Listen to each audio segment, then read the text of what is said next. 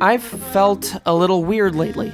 I don't know if it's the lack of sleep or the subconscious feeling that I'm in many ways reshaping my life, not necessarily for the better, but I feel weird. Well, anyway, I'll get to that later. The first stop of the day was Parker's house. I felt kind of bad because he was able to transfer me all the money from the first poster sales without a fine, and I was a little aggressive the last time we talked.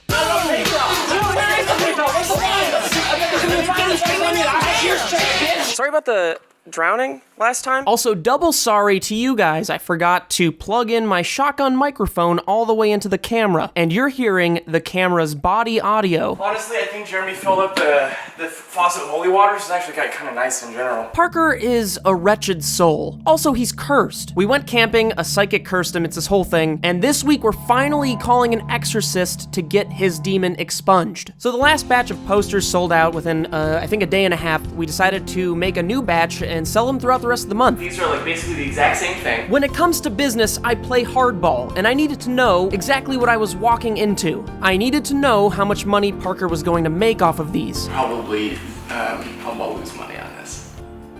I am painfully in debt.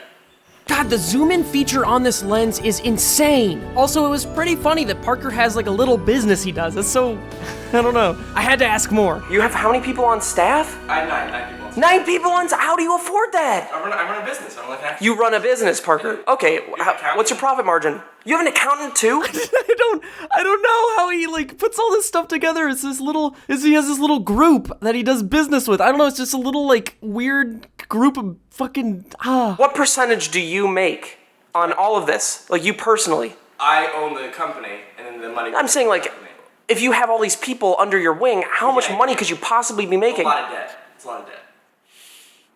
I felt a little bad because Parker does have scoliosis, you know, which is, I imagine, rough. Like, that can't be comfortable. But also, I'm not gonna be the one to lift the posters. That's for trash people. I'm used to white-collar jobs. It'd feel like I was moving backwards, career-wise. It's so hot in here. Why do you keep it this hot? It's toasty. It's like, I don't have to make toast, I just eat the bread. That's so stupid. That's such a stupid way to live. I think my favorite part of that video was when you're like, Parker is basically the human form of those comments that just repeat the best line from a video. How's Tinder life going? Tinder's going well. Really? Yeah. For you? Yes. Nice. With the paramedic last night. You went out with, I mean, that makes sense. Mm-hmm. Yeah, no legs, that seems like the kind of person that you'd be with. Paramedic and paraplegic do different things. Apples and oranges, Parker, come on. But she also has no legs, coincidentally. All right, that's enough about Parker. It's time to talk about a guy who doesn't get as much attention as he deserves. Me. I think I've talked about it on the Boys Only Club podcast, the podcast I do with Raina, link in the description, but I've mentioned how these videos are a pleasure, but a struggle to make. I'll wake up at 8 a.m., and I'll be done working on them probably around 2 in the morning. The tide's coming in!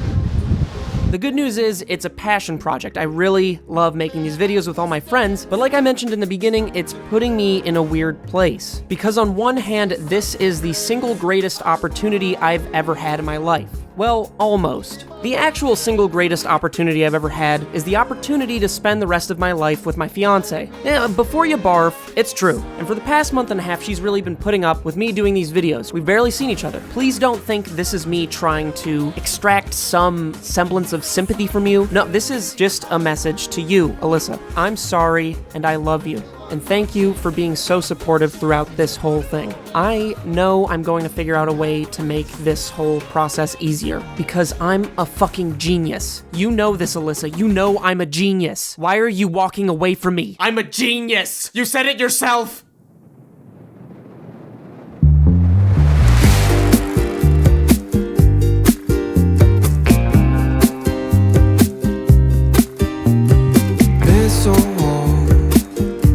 Tan simple como eso, tan simple como un beso, todo puede cambiar. Beso, tan